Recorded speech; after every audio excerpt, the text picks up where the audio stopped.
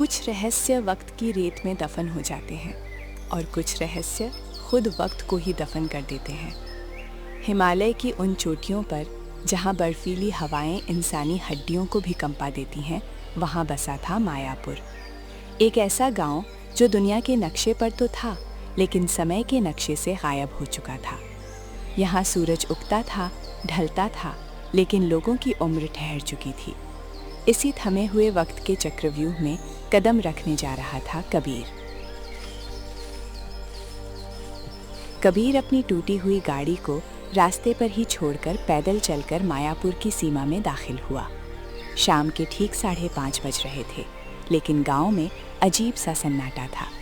कोई बच्चा खेल नहीं रहा था, कोई कुत्ता भौंक नहीं रहा था। तभी कबीर को गांव के बीचों बीच बने एक बड़े से पीपल के पेड़ के पास रोशनी दिखाई दी। वहां पूरा गांव इकट्ठा था और एक बहुत बड़ी दावत चल रही थी। अजीब गांव है, कोई त्योहार भी नहीं है, फिर भी इतनी बड़ी दावत, और सबके सब इतने शांत क्यों हैं? कबीर भीड़ को चीरते हुए आगे बढ़ा। जैसे ही लोगों ने कबीर को देखा, उनके हाथों से खाने की थालियां छूट गईं। सबका ध्यान कबीर की कलाई पर बंधी चमकती हुई स्मार्ट वॉच पर गया। तुम आ गए कबीर। हूबहू विक्रम सिंह की जैसी आंखें हैं तुम्हारी, लेकिन तुम गलत दिन आए हो। आज इस गांव के लिए शोक का दिन है। शोक का दिन? पर सरपंच जी, यहाँ तो सब दावत खा रहे हैं, और मेरे दादाजी विक्रम सिंह की मौत कैसे हुई? मुझे उनकी वसीयत के कागज चाहिए। वो देखो कबीर, वो है रामशरण काका। आज इनके जीवन का समय समाप्त हो गया है। ये दावत इनके आखिरी सफर की है। आखिरी सफर? क्या बकवास है। काका भले चंगे दिख रहे हैं, वो मर कैसे सकते हैं?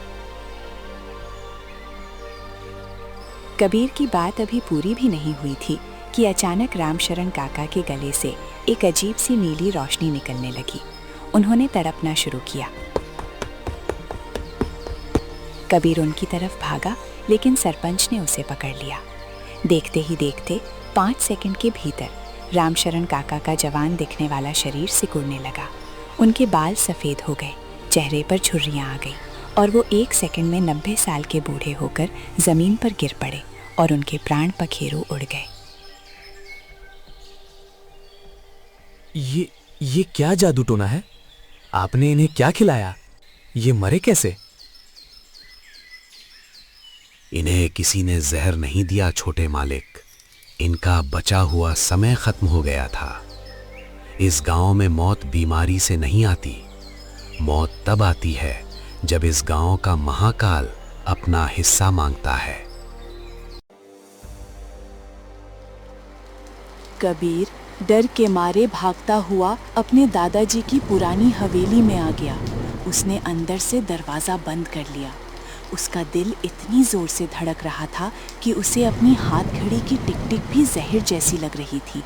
उसने हवेली के मुख्य कमरे की अलमारी खंगाली। वहाँ उसे जमींदार विक्रम सिंह, उसके दादाजी की एक पुरानी डायरी मिली। इसमें तो मेरे परदादा प्रोफेसर शास्त्री के बारे में लिखा है। 1976 की बात।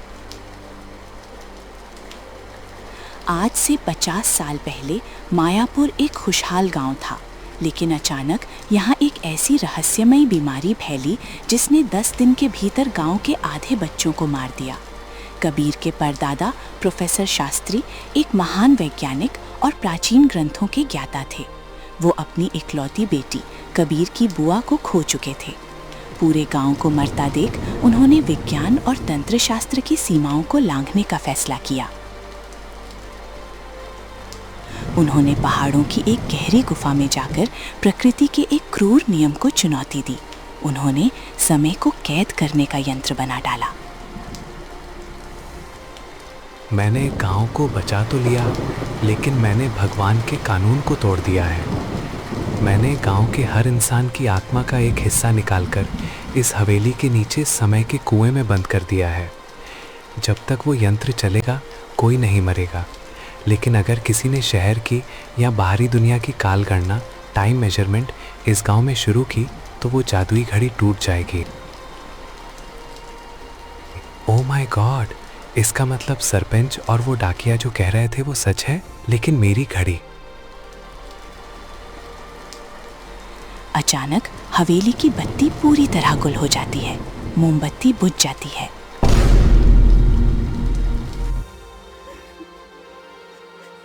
सन्नाटे को चीरती हुई एक सिसकी कबीर के कानों में पड़ी। कबीर ने टॉर्च चलाई। कमरे के कोने में एक लड़की बैठी रो रही थी। वो राधा थी। तुम कौन हो और मेरी हवेली के अंदर कैसे आई? कबीर, मैं राधा हूँ। मैं तुम्हारे दादाजी विक्रम सिंह की सेवा करती थी। तुम्हें यहाँ से तुरंत भागना होगा। सरपंच भानु प्रताप तुम्हें सच नहीं बता रहा है। क्या मतलब? साफ साफ बताओ राधा, मैं पागल हो रहा हूँ यहाँ। तुम्हारे दादाजी की मौत सामान्य नहीं थी। उन्हें सरपंच ने मारा है क्योंकि तुम्हारे दादाजी इस गांव के थमे हुए समय को आज़ाद करना चाहते थे। वो चाहते थे कि लोग प्रकृति के नियम के अनुसार जिए और मरे, लेकिन सरपंच अमर रहना चाहता है। वो पिछले 50 साल से गांव का राजा बना हुआ है और अपनी जवानी का आनंद ले रहा है। क्या? लेकिन दादाजी की लाश कहाँ है? उनकी लाश को सरपंच ने अंतिम संस्कार नहीं किया। उनकी लाश को उसी जादुई घड़ी के पास बांध कर रखा गया है ताकि उनका खून उस जादुई घड़ी को और शक्ति देता रहे। अगर तुम अपने दादाजी की आत्मा को शांति देना चाहते हो तो तुम्हें मेरे साथ नीचे चलना होगा। कबीर असमंजस में था। एक तरफ सरपंच और पूरा गांव था और दूसरी तरफ ये रहस्यमयी लड़की राधा। कबीर ने फैसला किया कि वो अपनी आंखों से सच देखेगा। राधा उसे हवेली के पीछे बने एक गुप्त तहखाने के रास्ते ले गई। वो रास्ता जमीन के अंदर कम से कम 200 फीट नीचे जा रहा था। सीढ़ियां इतनी संकरी थीं कि कबीर का दम घुट रहा था। दीवारों पर अजीबो-गरीब आकृतियां बनी थीं, घड़ियां, कंकाल और चमकते हुए नीले पत्थर। राधा, ये रास्ता कहाँ जाके खत्म होता है? हम मायापुर के दिल के पास पहुंच रहे हैं कबीर। यही तुम्हारे परदादा ने अपनी पूरी जिंदगी की रिसर्च लगा दी थी। अचानक पीछे से भारी कदमों की आवाज आती है। शमशेर सिंह और सरपंच भानु प्रताप अपनी बंदूकों और मशालों के साथ प्रकट होते हैं।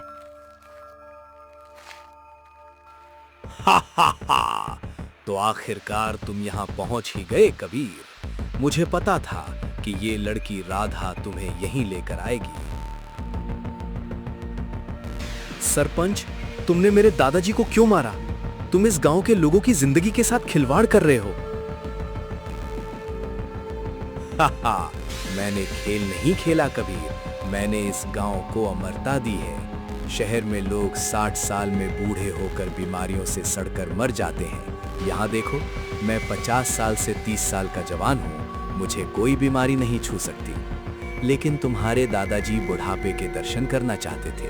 वो इस घड़ी को तोड़ने वाले थे, इसीलिए मुझे उन्हें रास्ते से हटाना पड़ा। तुम राक्षस हो। मंगत, इस लड़के की घड़ी छीन लो और इसे भी वहीं बांध दो जहां इसके दादा की लाश सड़ रही है। आज रात इस घड़ी में नया खून चढ़ेगा तो ये गांव अगले 50 साल के लिए फिर से अमर हो जाएगा।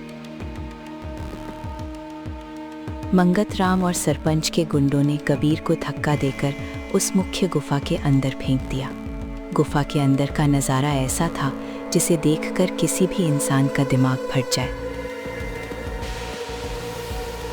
गुफा के बीचों बीच एक बहुत बड़ा गड्ढा था जिसे समय का कुआं कहा जाता था। उस कुएं के ऊपर हवा में तैर रही थी the grand hourglass, the cosmic clock. ये एक विशाल सोने और नीलम से बनी रेत खड़ी थी। इसके ऊपरी हिस्से में अरबों चमकते हुए नीले कण तैर रहे थे जो नीचे की तरफ एक एक बूंद करके गिर रहे थे।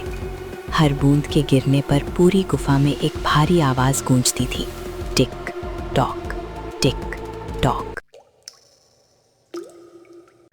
और उस घड़ी के ठीक नीचे लोहे की जंजीरों से बंधी थी कबीर के दादाजी विक्रम सिंह की लाश, जो पूरी तरह नीली पड़ चुकी थी। कबीर, तुम्हें क्या लगा कि मैं तुम्हारी मदद कर रही हूँ? राधा, तुम भी इनके साथ मिली हुई हो? मैं कोई इंसान नहीं हूँ कबीर, मैं इस जादुई घड़ी की रूह हूँ। मैं ही वो समय हूँ जिसे तुम्हारे परदादा ने कैद किया था। मुझे जिंदा रहने के लिए हर 50 साल में शास्त्री खानदान के सबसे शुद्ध खून की जरूरत होती है। तुम्हारे दादा का खून अब बूढ़ा हो चुका था, इसलिए मुझे तुम्हारी जरूरत थी।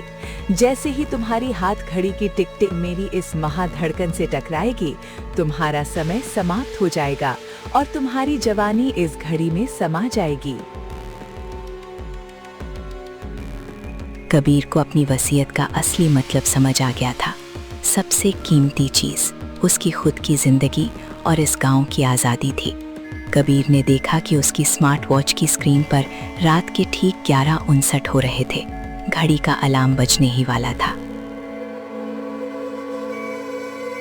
अगर समय ही मौत है तो आज मैं इस समय को ही मार दूंगा। कबीर ने अपनी जेब से वो कुल्हाड़ी निकाली जो उसने हवेली से उठाई थी, और अपनी जंजीरों को तोड़ने की बजाय उसने अपनी कलाई पर बंधी स्मार्ट वॉच को जोर से दबाया।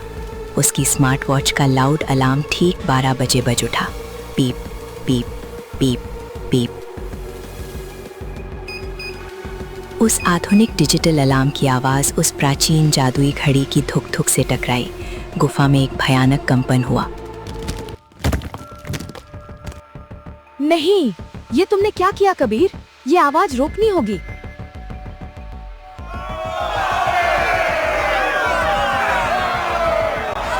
नहीं, मेरी त्वचा, मेरे हाथ।